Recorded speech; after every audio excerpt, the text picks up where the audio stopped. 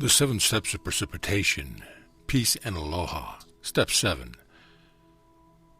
Beloved peace and beloved aloha, Elohim of the 6th ray, purple and gold ray, ruby ray. Divine qualities, ministration, peace, and service. Retreat, Temple of Peace, located in the etheric realms over the Hawaiian Islands. So welcome to the final step 7. Before, let us review the qualities of the beloved Elohim and aloha of peace and aloha. The 6th ray is God's ministration and peace and is golden purple in color, which can be visualized as heart-shaped concentric rings of pulsations of alternative colors.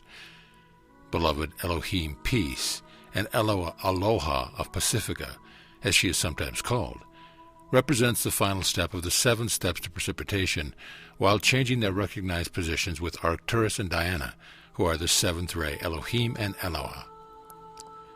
Beloved Elohim peace speaks as recorded in the book by Thomas Prince, The 7 Mighty Elohim. Speak January 2, 1955. Beloved children of the one living God, I come to you today to bring the description of the activities of my ray, the 6th ray, ministration and peace. This now completes the instruction by the 7 mighty Elohim of creation on their 7-fold flame, in this series of addresses which began some weeks ago.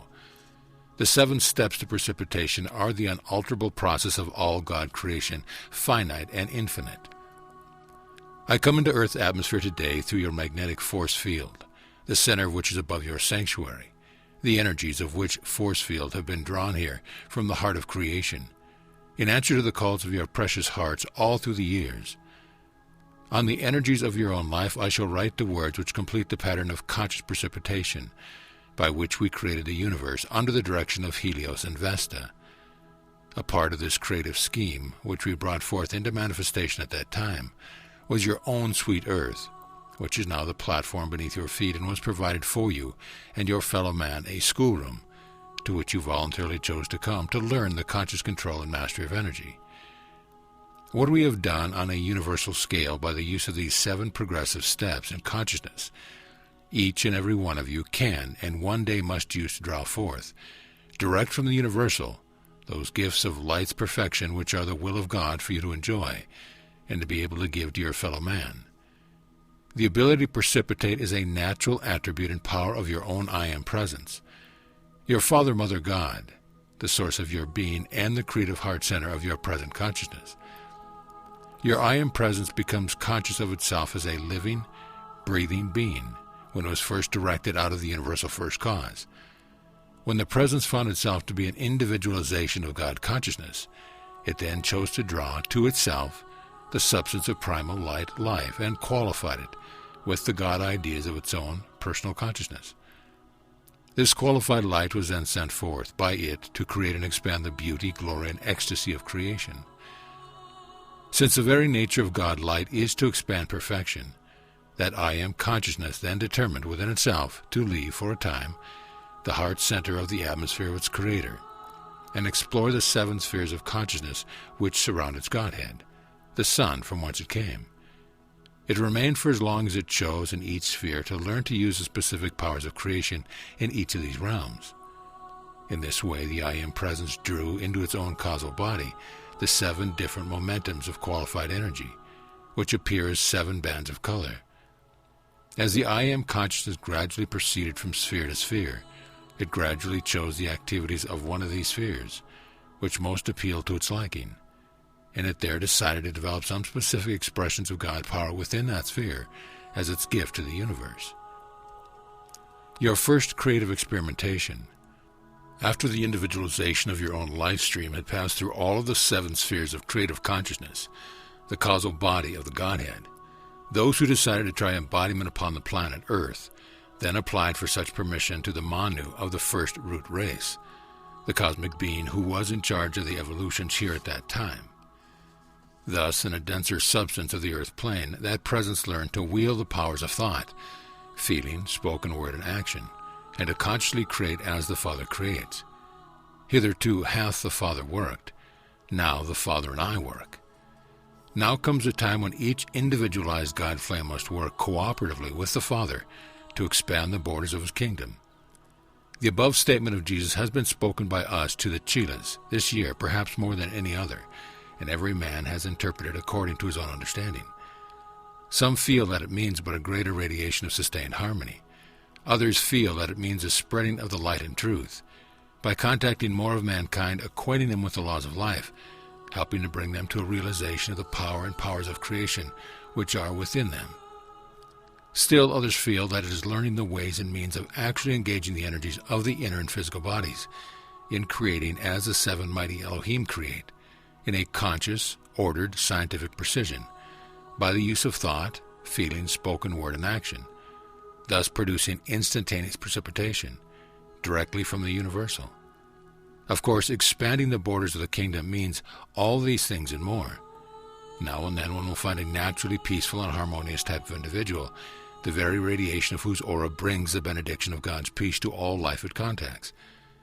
Such a one may be compared to a beautiful flower, growing in a lovely garden, adding to the beauty and perfection of that garden for any and all to enjoy. However, such a flower is not endowed with the God gift of free will and choice and has no conscious volition or capacity of its own to be other than it is. It has to depend upon the gardener for its sustenance and protection, and it is wholly subject to the whims of anyone passing through that garden who might wish to cut it down. Now, however, you have chosen to accept the instructions of the Elohim, as well as the instruction which has been brought to you by the Ascended Master Saint Germain and the hierarchy, are no longer to be considered unconscious radiating centers of divine love and harmony, no matter how beautiful such radiation may be. At this time, we are seeking those who are willing to be conscious co-workers with the spiritual hierarchy, of which the Ascended Masters and cosmic beings are active members. Those among you who can grasp the explanation and use of the power of precipitation, which instruction has now been given you by the Elohim Builder, become masters of the descent of energy into the physical world, in sustaining, protecting, and expanding the radiation of perfection for yourself and your fellow man. We expect this of you. Your conscious use of these powers will more quickly bring this world back again into the paradise of loveliness, which it was in the beginning, when it first came forth as our loving handiwork.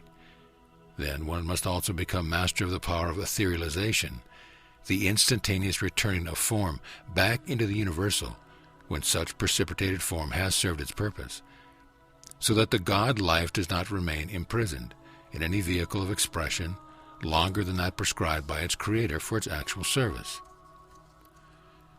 God's positive power. As I speak to you today, I shall endeavor at least to touch upon the high points of the assignments which you have been given to bring to your attention in the limited time which has been allowed us for this purpose. First of all, right here, I would like to remove from your minds the erroneous human concepts concerning the God quality of peace. Peace is not a negative quality. It is a most positive and most concentrated activity of power which is manifest in any realm. Peace is not lethargic, indifferent, or inactive. Let us examine peace for just a moment as a quality. Just how much power of control does it require for you to hold your peace, to remain absolutely poised and master of every situation, regardless of the aggravation, in the midst of your immediate family, your business associates, your co-workers in this activity of the world at large? You know that it requires all the power of control you are able to manifest. In this series of the explanation of the precipitating activities of the seven Elohim, I am the last one to come to you, inverting the positions of beloved Arcturus, Elohim of the seventh ray, and my humble presence as the Elohim of the sixth ray.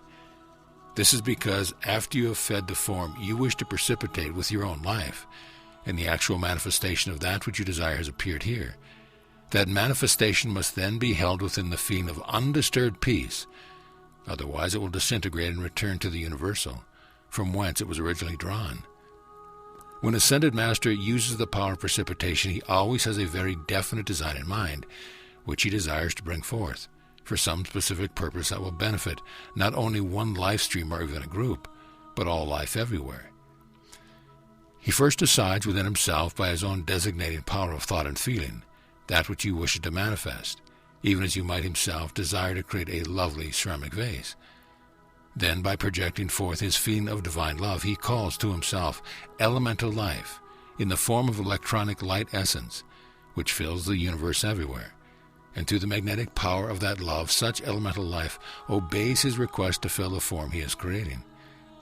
The Master then breathed the light and love of his heart upon the design, and with the feeling of loving gratitude for the obedience of that substance is given him, he commands that it be sustained in that form for a certain period of time, for as long as it can render constructive service to life.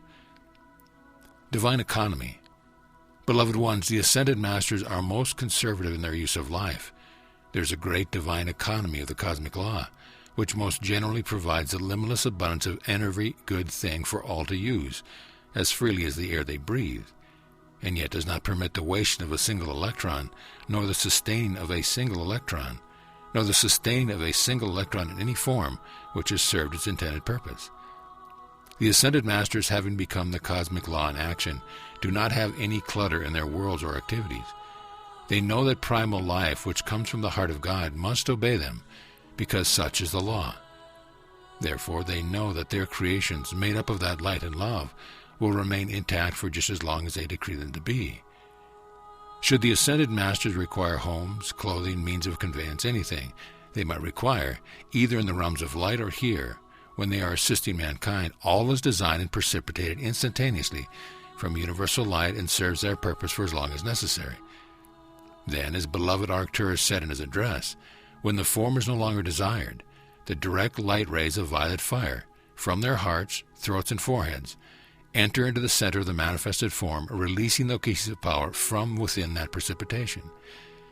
Then the elemental life, no longer feeling a cohesive pull of that love and command of the immortal flame within the form, begins to disintegrate it and automatically returns it to the sun from whence it came, for repolarization. Sometimes this etherealization is instantly done in what would seem to be like a cosmic explosion. Sometimes it is done slowly and gradually, just as the petals fall from a flower and its form ceases to be. These powers of precipitation and etherealization are now available to you for your joyous individual use, and you are now at a place on the spiritual path where you should be using them. You can most assuredly, if you will definitely determine to follow the concise steps which have been given you in our address, for these steps are absolutely mathematical in their precision. I shall finish here for now, but would most ardently share with you that it is up to you to become so familiar with these steps that they become second nature to you. Before I go, I say, be at peace, dear souls, for peace is the cohesive power of love, light and love. Here ends part 2 of the 7 steps. Now go and practice, practice, practice. God bless. Peter.